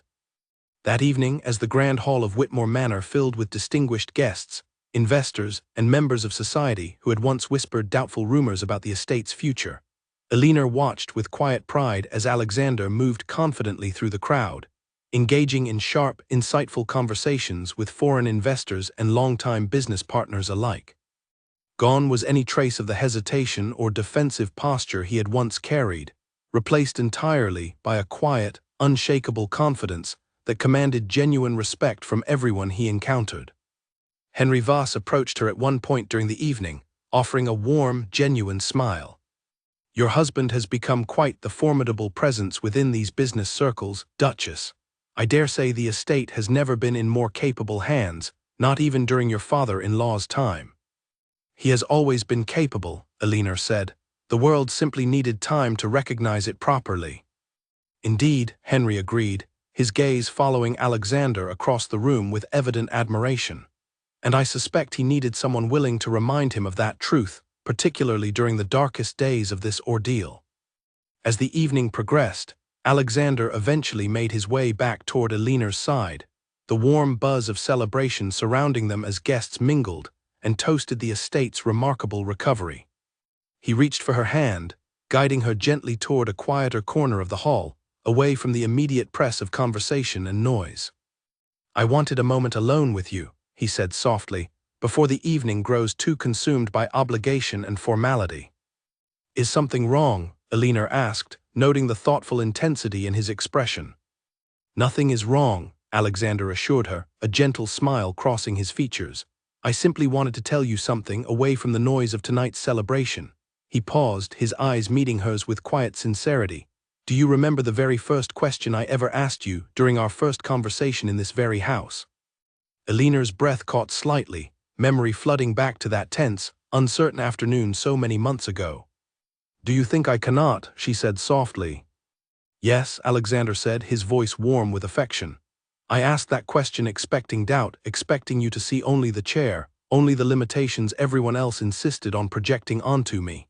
Instead, you gave me an answer that changed everything, an answer built not on pity, but on genuine respect for the man I actually was, beneath everyone else's assumptions." Elinor felt tears gathering at the corners of her eyes, the weight of that memory, and everything that had grown between them since, settling warmly in her chest. "You never needed me to answer that question, Alexander. You had already answered it yourself, through every choice you made, every challenge you faced, long before I ever arrived at this estate." "Perhaps," Alexander said, "but having someone believe that answer alongside me, someone willing to fight for the truth of it even when the rest of the world remained determined to doubt, made all the difference. You gave me something I had not realized I was missing, Elena. Not simply an ally in exposing Julian's betrayal, but a genuine partner, someone who saw my full worth from the very beginning and never once wavered in that belief. I love you, Elena said softly, the words emerging naturally without hesitation or doubt, the culmination of months of shared trust and growing affection finally finding voice in this quiet, meaningful moment. Alexander's expression filled with quiet, radiant joy, his hand tightening gently around hers. I love you as well, Elena, more deeply than I ever believed myself capable of feeling again after everything the accident took from me. You gave me back far more than simply my reputation or my rightful place within this family. You gave me back my belief in genuine connection, in trust, in love built on mutual respect rather than mere obligation. As the celebration continued around them, distant laughter and warm conversation filling the grand hall, Elena leaned down to press a gentle kiss against Alexander's lips, sealing the quiet, heartfelt declaration they had just shared with one another. When she finally pulled back, his smile carried a warmth and certainty that reminded her, once again, of exactly how far they had both traveled since that first tense, uncertain conversation in this very house. Do you think I cannot? Alexander asked softly, echoing his own words back to her, though this time his voice carried no defensive edge, no need to prove himself against doubt or judgment. This time, the question emerged simply as a quiet, playful reminder of everything they had overcome together. I have never once thought that, Elena said, smiling warmly. Not from the very first moment I met you, and certainly not now, watching everything you have rebuilt, everything you have proven to a world that once believed you finished. Alexander laughed softly, genuine and unguarded, the sound warming Elena's heart completely. Then let us continue proving them wrong together, for as many years as life allows us. Together, Elena agreed, her hand finding his once more as they turned back toward the celebration awaiting them, two partners who had faced betrayal, danger, and doubt together, and emerged not simply victorious, but genuinely, deeply in love, their bond forged through adversity into something far stronger and more meaningful than either of them could have imagined on the day their marriage was first arranged out of cold, practical necessity. Whitmore Manor, once shadowed by suspicion and quiet fear, now stood as a testament to what genuine partnership, unwavering courage, and mutual belief could accomplish, even against the most difficult odds. And at its heart stood a duke who had once been told, by whispered rumor and careless assumption, that his condition made him incapable of leading, of loving, of building anything of lasting worth, and the remarkable woman who had refused, from their very first conversation, to ever believe that doubt. Together, they had proven everyone wrong.